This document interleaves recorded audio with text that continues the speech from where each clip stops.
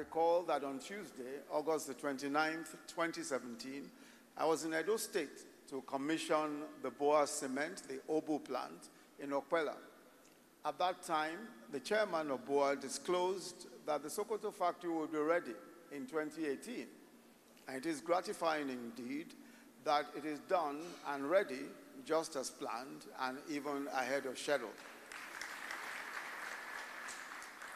This commissioning is an important milestone, not only for the BUA Group, but also for the cement industry and the Nigerian economy. This plant, together with others in the country, will consolidate Nigeria's self-sufficiency in cement production and our status as a net exporter of the product. The significance of this cannot be overemphasized as we explore and implement strategies to diversify the country's earnings away from oil and gas exploitation. The investments of BUA, totaling almost US dollars, in terms of US dollars, about $2 billion in the Edo plant and $350 million in Sokoto, is a clear demonstration to the world that Nigeria has vast capacities and potential for profitable projects.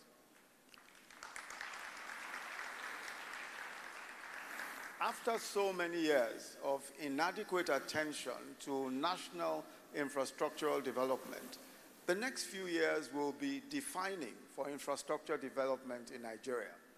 The National Integrated Infrastructure Master Plan estimates that an investment of $3 trillion is needed to bridge the infrastructure gap and increase our infrastructure assets from the current level of about 35% of GDP to at least 70% by 2050. To be where we ought to be in infrastructural development, investments in construction materials in particular is crucial.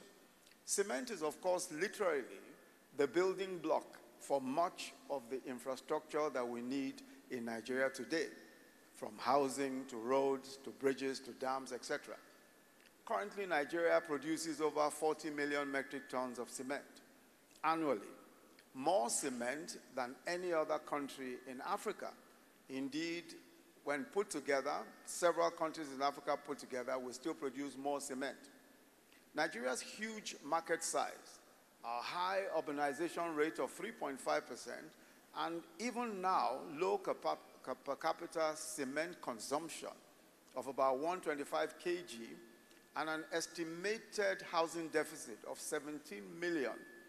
These are key drivers for the growth of the Nigerian cement industry in the medium term.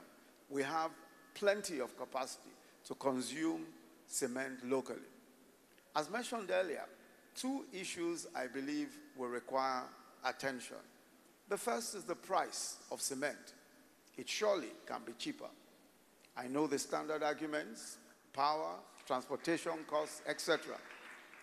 But it is still a very lucrative business, and I know that it is possible that between Samad and his dear brother Aliko and others, they can bring down the price of cement.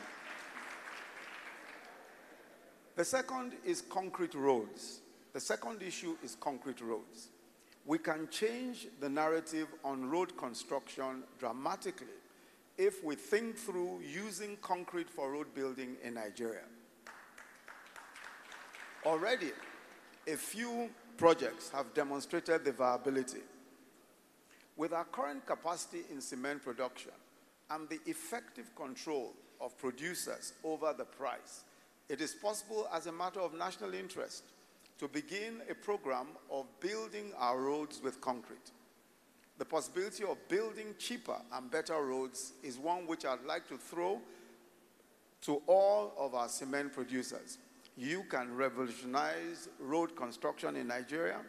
You can do something for this country by simply deciding that we can build our roads with concrete, and I'm sure that we can do so cheaper than current methods of building our roads. I have no doubt that this newly completed factory will further boost employment generation and human capital development in Nigeria, particularly here in Sokoto State. where the BUA group has consistently maintained its position. And it is indeed today the second largest employer of labor after the state government. As I'm informed, the plant is projected to generate 2,000 direct and over 10,000 indirect jobs.